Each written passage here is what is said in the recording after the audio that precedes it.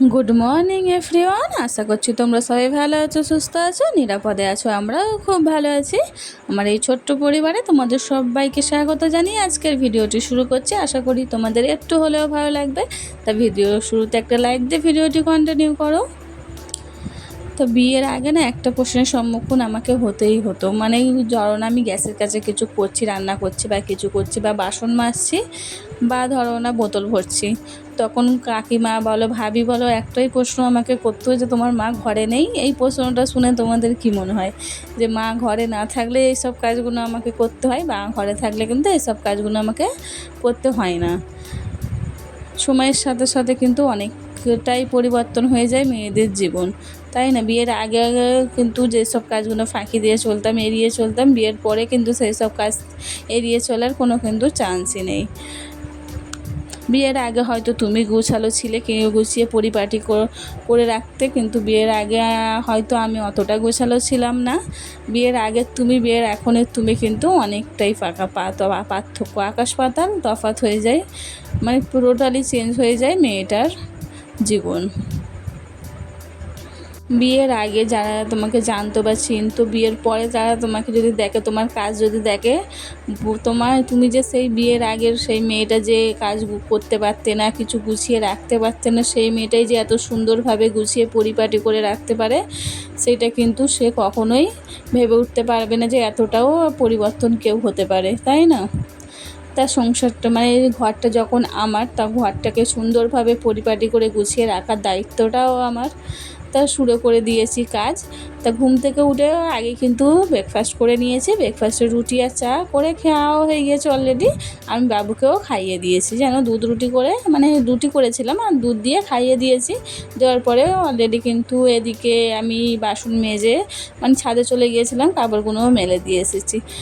তারপরে চলে এলাম, যেহেতু আজকে ডিপ ক্লিন করবো ঘরটা, মানে রাস্তার ধারে ঘর তো প্রচণ্ড পরিমাণে নোংরা হয়, সপ্তাহে একবার যদি না ডিপ ক্লিনটা করা হয় না, তাহলে ভালো লাগে না, মানে বড্ড নোংরা হয় তো।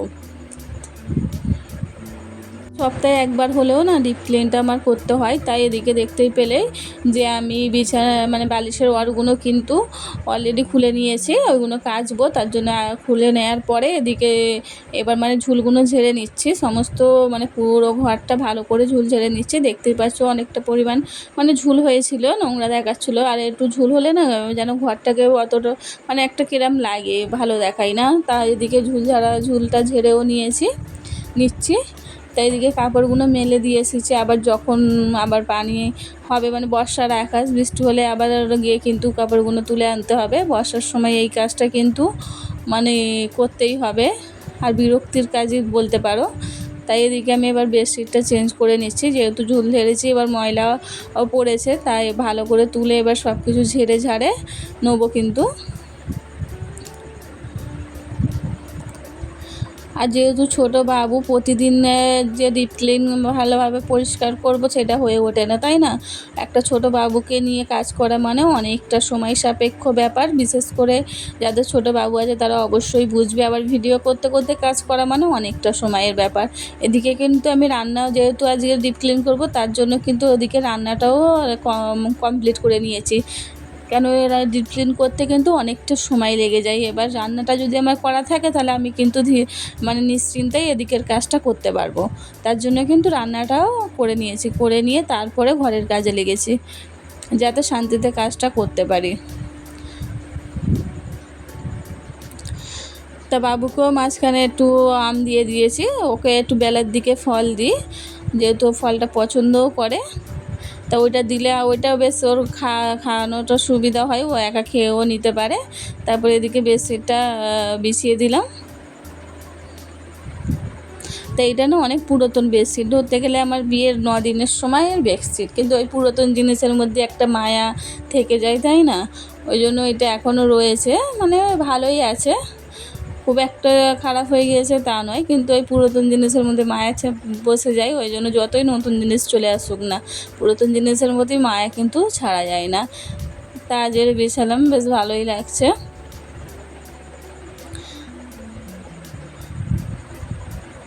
আর যেহেতু রাস্তার ধারে ঘর, বুঝতেই পারছো প্রচণ্ড পরিমাণে নোংরা। তা তোমরা এক্ষুনি বুঝতে পারবে যখন ঝাড় দেবো, ধুলোগুলো উঠবে না, তখন বুঝতে পারবে যে কী রকম পরিমাণে নোংরা হয়। এবার ছোটো বাবুকে নিয়ে না প্রতিদিন ভালোভাবে ক্লিন করে ঘরটা পরিষ্কার করে মানে ভালোভাবেই করা হয়, কিন্তু যেহেতু নোংরা পড়ে প্লাস রাস্তার ধারে ঘর না, তাতে অতিরিক্ত নোংরাটা হয়ে যায়। তা আমার শ্বশুর আব্বা তাই জন্য মানে রাস্তার ধারে ঘরে এত পরিমাণ নোংরা পড়ে না, তাই বলে ঘরে যদি চাকা লাগানো থাকতো তাহলে উনি ঘরটাকে অন্য জায়গায় সরিয়ে নিয়ে চলে যেত এই ধুলোর কারণে, মানে এতটা নোংরা হয়। তাই এদিকে আমি সোফা সরিয়ে তারপরে খাটের নিচে, আলমারির নিচে ভালো করে কিন্তু ঝাঁটটা দিয়ে নেবো। আর কত কিছু যে বের হবে তার নেই ঠিক, যেহেতু ছোটো বাবু মানে এখানে ফেলে দেয়, ওখানে কখন কী ফেলে দেয় তার নেই ঠিক। সব জায়গায় কখন মানে চোখের নিমিষেই এইটা থেকে এই অন্যায় সেই অন্যায় তো করেই যায়। তাই অনেক কিছুই কিন্তু বের হবে, যেহেতু খাটের নিচ, সোফার নিচ, তারপর ভালো করে সব দিকে ঝাঁটটা দেবো।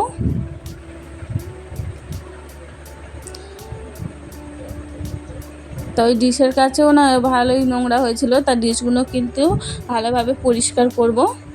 আর যারা নতুন বন্ধু হচ্ছে তাদের উদ্দেশ্যে একটা কথা বলি, যে তোমরা আমার মানে আসছো, পরিবারে আসছো, পাশে থেকো বলে বলছো, তারপরে আমি 24 ঘন্টা পরে গিয়ে কিন্তু তোমাদের ব্যাগ দিচ্ছি, মানে আমিও সাবস্ক্রাইব করে আসতেছি, কিন্তু ওই সাবস্ক্রাইব পর্যন্ত কি আমাদের সম্পর্কটা, তা সাবস্ক্রাইব করে দিলাম, তারপর থেকে তোমাদের আর আমি ভিডিওতে দেখাও পাইনি, কোনো কমেন্টও করো না,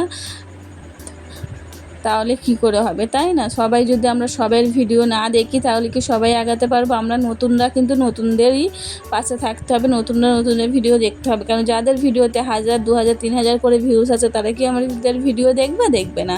তাহলে আর ইউটিউব চ্যানেল যারা খুলেছে তারা অবশ্যই একটা কিছু স্বপ্ন নিয়ে খুলেছে, তাহলে সেই স্বপ্ন পূরণের জন্য কিন্তু সবাইকে সবার সাথে থাকতে হবে, তাই না? ভিডিওটা পুরো দেখার চেষ্টা করতে হবে, যাতে পুরো যদি না দেখতে পারো অন্তত একটা ভালো অ্যাভারেজ ভিউ আসা পর্যন্ত দেখতে হবে, কারণ 10 মিনিটের ভিডিও যদি তুমি 1 মিনিট, 2 মিনিট, 3 মিনিট দেখো, তাতে কিন্তু অ্যাভারেজ ভিউ ভালো আসবে না, ডাউন দেখাবে, তাতে কিন্তু মনটা ভালোই মানে খুব খারাপ হয়ে যায়। অন্তত ফুল দেখার চেষ্টা করো, হাতের সময় নিয়ে দরকার ভিডিওটা অন করার চেষ্টা করো, যে এই সময়ে ভিডিওটা অন করলে আমি দেখতে পারবো, তা সেই সময় ভিডিওটা অন করো, অবশ্যই পুরো দেখার চেষ্টা করো। তারপরে এদিকে দেখতেই পেলে ঝাঁট দিলাম, কতটা পরিমাণে নোংরা বার হয়েছে তোমরা বুঝতেই পেরেছো। তাই এদিকে কিন্তু এবার আগে ঝাঁটটা দিয়ে নিলাম, যা ধুলো ওড়ার পরে তারপরে এদিকে আমি চলে এসেছি ড্রেসিং টেবিলটা ক্লিন করার জন্য। আগে ভালো করে সব কিছু নামিয়ে না ক্লিনটা করে নেবো। আর সপ্তাহে একবার যদি এটা করা যায় না, হয়তো একটু কষ্ট হয়, অনেকটাই কষ্ট হয়, বাট পরিষ্কার করার পরে না যেই পরিষ্কার করার পরে ঘরটাকে দেখতে এত ভালো লাগে, তোমাদের আর কি বলবো, মানে বেশ ভালো লাগে, যে তখন এই কষ্টটা না আর কষ্ট বলে মনে হয় না, এতটা সুন্দর দেখায়।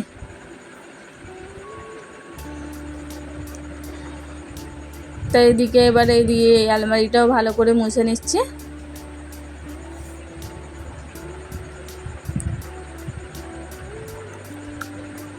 আর দেখতেই পাচ্ছ এখন বেশ কিন্তু ভালো রোদ আছে, কিন্তু বর্ষার আকাশ, কখন রোদ কখন বৃষ্টি এরকম তো হতেই থাকবে, তাই না? আর ভালোই এখন রোদ আছে, কাপড়গুলো মেলে দিয়ে এসেছি, শুকিয়ে যাবে।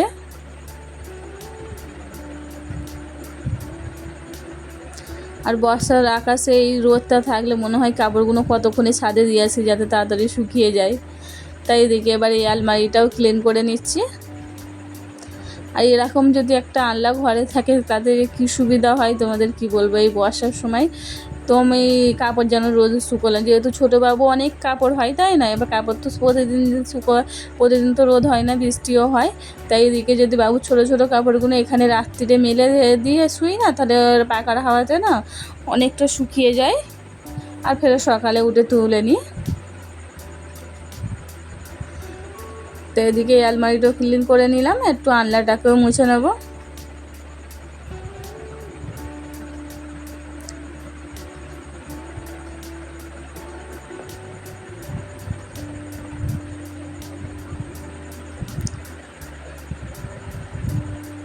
তা সপ্তাহে একবার হলে না এই ক্লিনটা কিন্তু করা খুবই দরকার, আর করেও থাকি, এইভাবে ক্লিনটা করে নিই। আর দেখায় দেখতেই পাচ্ছ ঘরটা মানে পরিষ্কার করার পরে কতটা ভালো দেখাচ্ছে। তো দেখা হচ্ছে পরবর্তী ভিডিওয়ে। আল্লাহ হাফেজ।